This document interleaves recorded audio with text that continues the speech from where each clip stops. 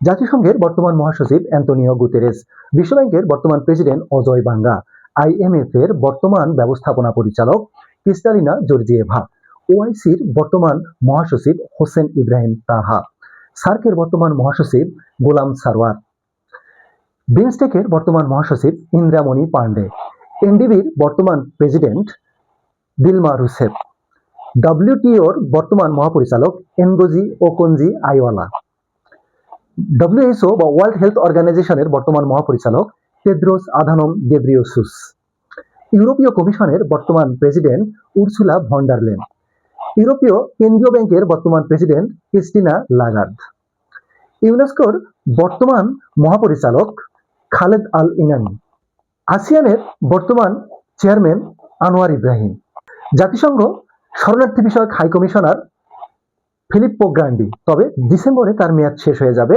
2025 সালের ডিসেম্বরে নতুন নির্বাচিত হাই কমিশনার হচ্ছেন ডক্টর বারহাম সালি। জাতিসংঘ মানবাধিকার বিষয়ক হাই কমিশনার ভলকার তুর্ক। জাতিসংঘ আণবিক শক্তি সংস্থার বর্তমান প্রধান রাফায়েল গ্রোসি।